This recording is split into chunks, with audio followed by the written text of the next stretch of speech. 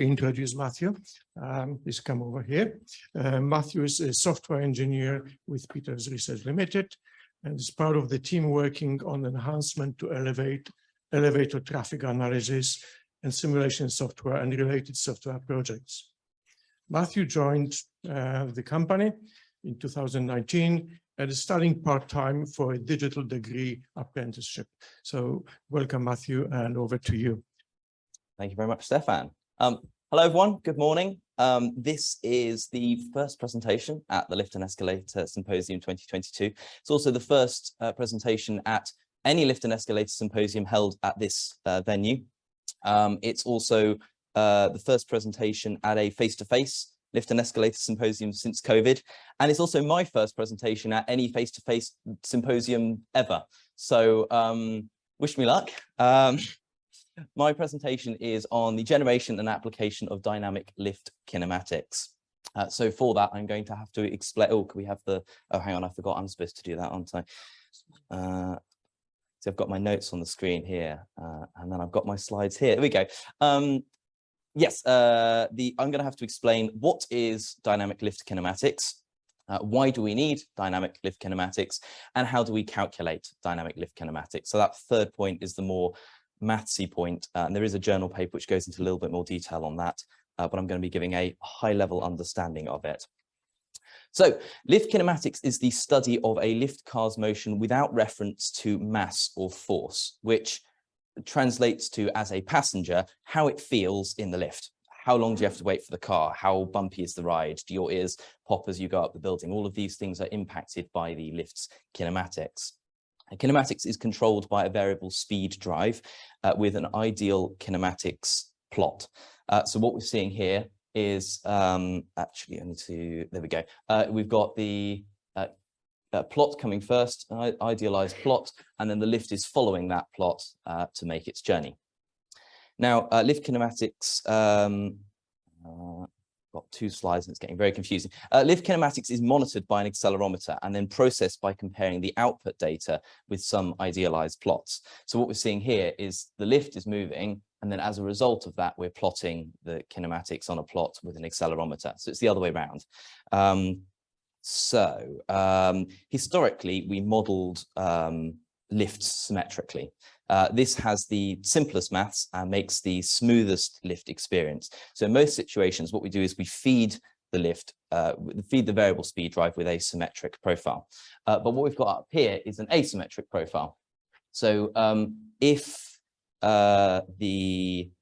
generally in cheaper or older models, if the accelerometer is put inside the lift, what we get out isn't a symmetric profile, isn't a beautiful acceleration being the same as the deceleration. We get some warping. So in this case, the acceleration is greater than the deceleration. This is an impurity and something which in most lift systems we want to avoid. If I'm responsible for lift maintenance, though, I want to know if my lift is doing this. So being able to model asymmetric kinematics is very useful. If you try putting an accelerometer which is trying to model to a symmetric profile in an asymmetric lift system because of an impurity, you're getting a false reading.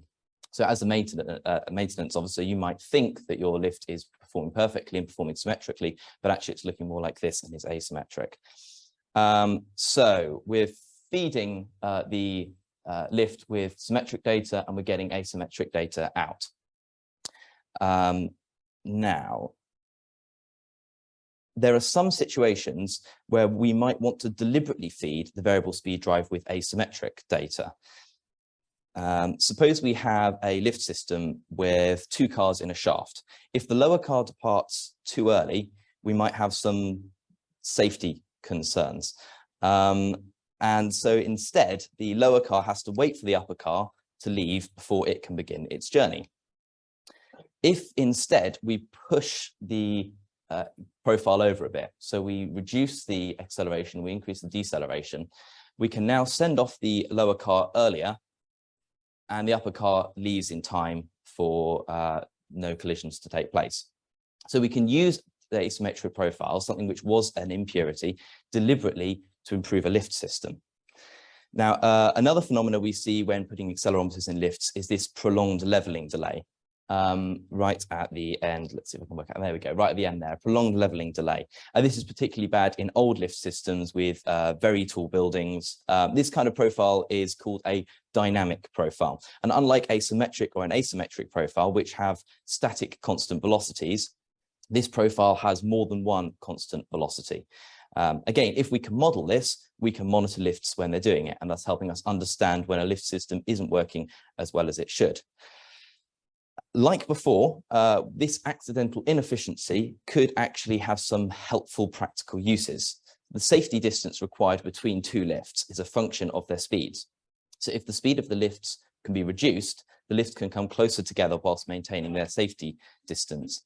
It's quite difficult to demonstrate on a PowerPoint presentation, but you can just about see there that as the lower lift comes towards the upper lift, if both slow down, lifts can bunch together. It's a bit like on a motorway where they might reduce the speed limit down to 50 instead of 70, so that all of the cars can bunch a little bit closer together, and it just improves the traffic flow.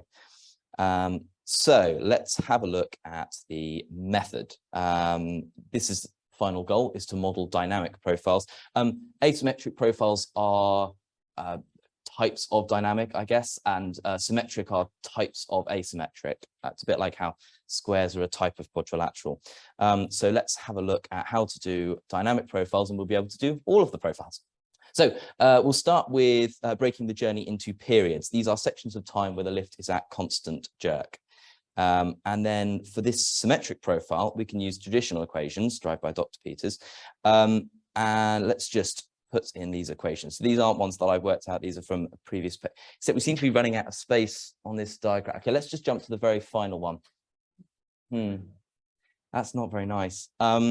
Yeah, okay, well, that's just symmetric. So let's have a look instead at the asymmetric. So we're now dealing with twice as many acceleration values and 4 times as many jerk values. These are the ones which Dr. Gerstenmaier worked out. So again, we're just going to pop them in, and yeah, that's already starting to get very long, even by the third period. Let's just jump straight to the last one.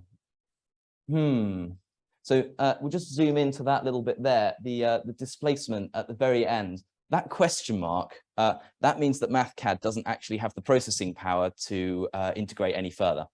So that's not going to work. And even if it were to work, it would be very, very nasty to try programming C++. So we need to find a different kind of method. We'll have a look at the computational method as well quickly. So all of those were analytical methods. Another way that you can do it is a computation which approximates the area under the profile by splitting the profile into uniform parts and then adding each of the blocks to the previous blocks. As you can see from this graph, the method isn't perfect. We've got some space above and some space underneath. It's an approximation. We can improve that by reducing the size of the blocks, but it will always be an approximation. It'll never be perfect. What we want to do is come up with a perfect method, which also works for dynamic and asymmetric and the rest. So let's take a look at the best bits of both methods. Instead of splitting the profile into uniform chunks, let's split the profile into logical sections, which I'm going to call phases. And you can see here the second phase is the same as the first 3 periods of the first phase, but in reverse. So all we have to do is work out what that first few periods of that first phase is going to be, and then flip it to generate the second phase. And if we have an asymmetric profile, that red phase at the end isn't the same as the initial phase, but we can use the same equations to simulate it. And those first 3 equations, first 4 were fine. We could program those. It was only when we got to the very end that it became too complicated. So with a bit of manipulation, we can make it work. And what's great is this method doesn't just work for asymmetric. This works for dynamic. We can keep splitting the profile into more and more phases for each target velocity. So each of the phase could be calculated analytically and then assembled using our computational logic. So this screen here shows you what we're doing. So we've got our first phase here, which is calculated normally.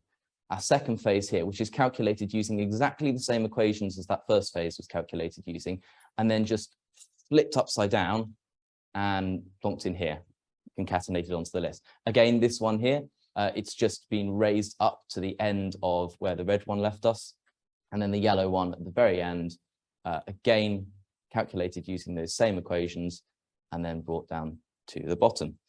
So there we have it. That was the description of how it worked. And as I say, if you want more detail on the description, please do feel free to check out the journal paper on this one. The conference paper will provide a little bit more detail, but the journal paper provides all of the many appendices of equations and long lists of explanations. So I have explained why we need dynamic lift kinematics. It's because we want more accurate lift traffic analysis. So if we're trying to analyze what a building would be like with asymmetric or a dynamic profile, we can now do that. Improving performance in lift systems with 2 cars per shaft, improving performance in multi-dimensional lift systems.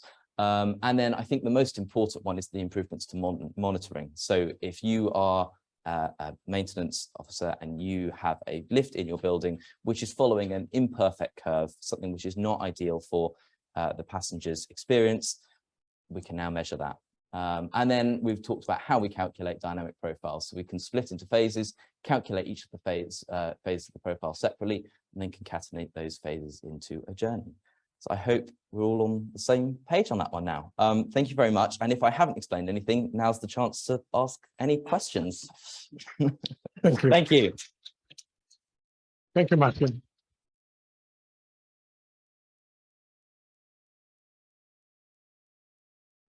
Okay. We have questions.